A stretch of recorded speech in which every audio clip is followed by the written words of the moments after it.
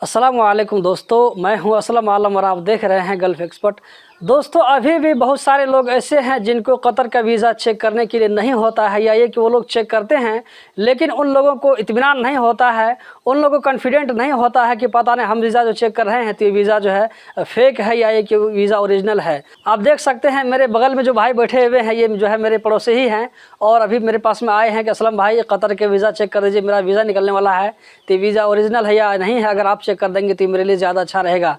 तो आज मैं आप लोगों को जो तरीका बताने वाला हूँ उस तरीके से आप वीज़ा चेक करेंगे तो इस तरीके से जो आपको वीज़ा का स्टेटस शो करेगा तो आप लोग आंख बंद करके भरोसा कर सकते हैं कि ये वीज़ा ओरिजिनल है। तो चलिए हम चलते हैं और आपको दिखाते हैं मोबाइल से कैसे चेक करना है। आप देख सकते हैं मेरे हाथ में मोबाइल है, मैं भी मोबाइल से चेक करने वाला हूँ। तो मैं अभी यहाँ पर आप लोग देख सकते हैं, मैं यहाँ पर गूगल को ओपन करने जा रहा हूँ। यहाँ पर मैंने गूगल को ओपन कर लिया है और इस पर मैं सर्च करता हूँ MOI कतर। सर्च करने के बाद मैं यहाँ पर एंटर पर क्लिक करता हूँ। एंटर पर क्लिक करने के बाद में आपको यहाँ पर फर्स्ट लिंक नज़र आ रहा है MOI कतर वीज़ा सर्विस, इस पर मैं क्लिक करता हूँ। इस पर क्लिक करने के बाद में आपके सामने में MOI का जो ऑफिशियल वेबसाइट है ये ओपन हो जाएगा हमारे सामने में और कुछ इस तरह आपके सामने में शो करेगा। तो ऊपर से आप देख सकते हैं जो ट्रैफिक का सिग्नल, उसके बाद आपको यहाँ पर सेकंड में दूरबीन का जो ऑप्शन नज़र आ, इस पर हम क्लिक करते हैं। ये पहले से निकला हुआ है, लेकिन अगर आपके पेज में नहीं निकलेगा तो आपको ऐसे ही करना है। तो यहाँ पर नीचे आप देख सकते हैं वीज़ा इंक्वायरी और डिस्क्रिप्शन है। तो यहाँ पर आपको वीज़ा इंक्वायरी एंड प्रिंटिंग का ऑप्शन नज़र आ रहा होगा, इस पर हम क्लिक करते हैं। इस पर क्लिक करने के बाद में आपको यहाँ पर वीज़ा नंबर और पासपोर्ट नंबर दोनों चीज़ से वीज़ा चेक करने का हमको ये ऑप्शन शो कर रहा है। तो मैं यहाँ पर पासपोर्ट नंबर से वीज़ा चेक करने वाला हूँ। तो पासपोर्ट नंबर निकालो इसमें। मैं यहाँ पर पासपोर्ट नंबर एंटर कर देता हूँ।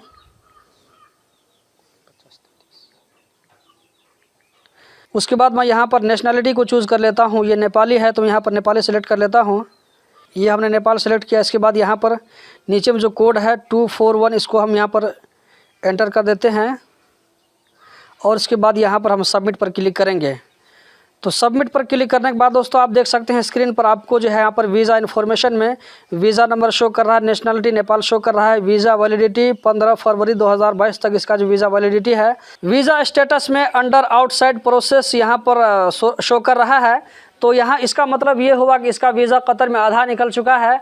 अब इसको जो आगे का जो काम करना है वो ये है कि कंपनी वाले इसके लिए एग्रीमेंट बनाएंगे, ऑनलाइन एग्रीमेंट को बनाएंगे, साइन करेंगे। इसके बाद QVC में जा करके जो है ये अपॉइंटमेंट लेंगे। जब ये लड़का QVC में जाएगा मेडिकल करने के लिए, तो वहाँ पर मेडिकल होने के 1 हफ्ता 10-15 दिन के बाद में इसका वीज़ा रेडी टू प्रिंट हो जाएगा सिस्टम में। और उसके बाद ये 300 रियाल पे करके इसका वीज़ा प्रिंट हो जाएगा। तो दोस्तों आपने आसानी से देख लिया कि वीज़ा हम कैसे चेक कर सकते हैं कतर का। अगर आप इस तरीके से वीज़ा चेक करते हैं तो आप आंख बंद करके इत्मीनान कर सकते हैं कि आपके सामने में इस तरह का रिजल्ट शो करेगा तो ये वीज़ा 100% ओरिजिनल है, इसमें किसी तरह का कोई फेक नहीं है। 4-5 साल पहले तक पासपोर्ट नंबर के ज़रिए वीज़ा चेक करने का वो सिस्टम नहीं था, तो उस वक्त बहुत दिक्कत होती थी। लोग जो है सही फेक वीज़ा को दे देते थे, मतलब कि किसी का वीज़ा था उसमें नाम चेंज करके, वीज़ा नंबर चेंज करके, पासपोर्ट नंबर चेंज करके वीज़ा थमा देते थे कि ये तुम्हारा वीज़ा है, लो देखो। लेकिन जब से इस तरह सिस्टम हो गया है तो बहुत आसानी हो गई है। आप लोग खुद आसानी से चेक कर सकते हैं कि कतर के वीज़ा ये फेक है वीज़ा है या ओरिजिनल वीज़ा है, आप आसानी से मालूम कर सकते हैं। तो इस वीडियो को जितना आगे हो सकता है शेयर करें ताकि दूसरे लोगों तक भी ये जानकारी पहुंच सके।